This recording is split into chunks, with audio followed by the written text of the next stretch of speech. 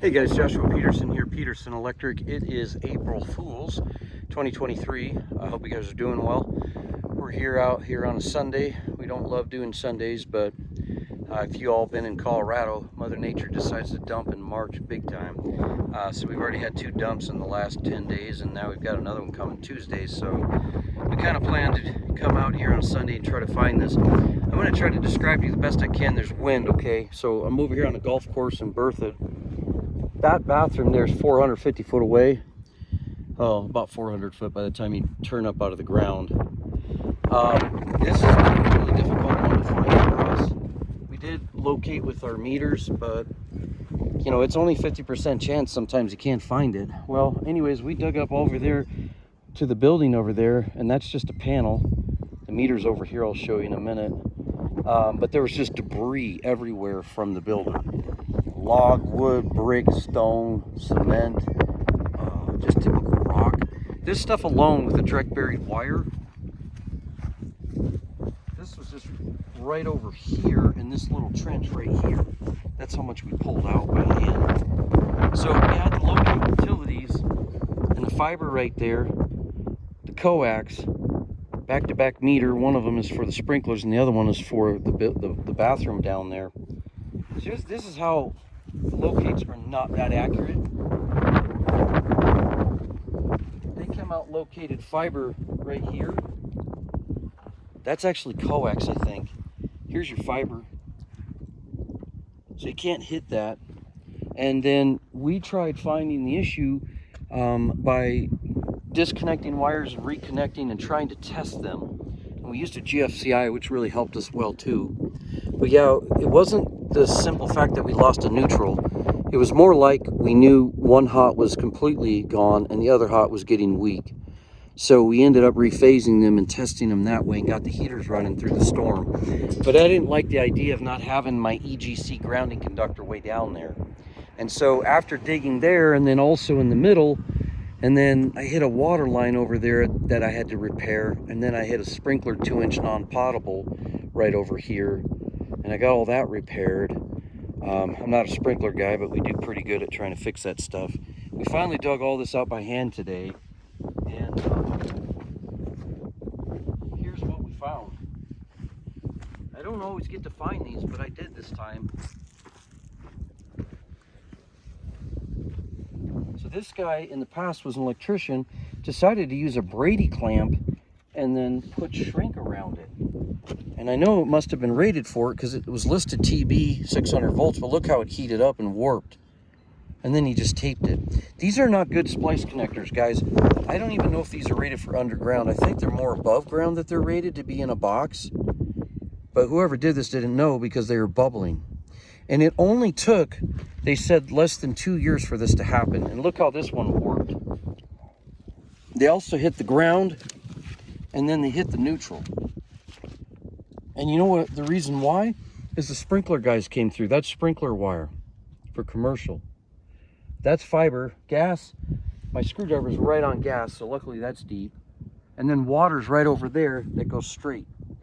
But once we dug out over there, we realized that that trench, as it was soft down there, was 40 inches wide, and it finally got to 5 foot deep.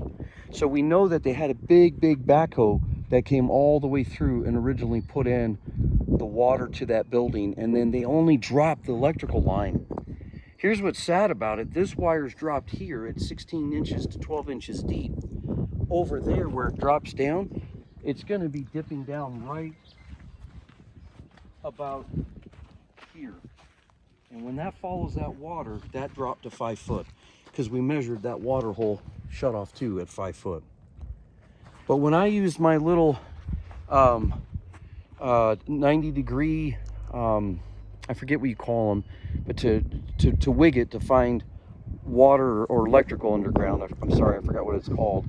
I wasn't able to, I was able to find stuff, but not find exactly what it was. But then when I pulled out my meter, my WAN meter, and then also my A-frame, it did get weak over here. But the problem is that meter is not good within 15 foot if you read the instructions near where you're hooking it up, like you're toning. You have to be further away. So we tried toning it that way to here, but for some reason things just got wonky right in the center. I'm hoping they didn't nick it, because because later they came through and brought this huge non-potable pipe that's about 12 inches wide. It's gigantic, and we got right to it on our shovel. We didn't nick it, and we came all the way around. So anyways, if the worst thing I hit was a bunch of sprinkler parts, this thing was buried 2-3 inches deep. So you got to keep in mind that when the ground hits and heaves, those trenches fall in through the winter with the snow over a couple of years, and then all of a sudden your heads shrink.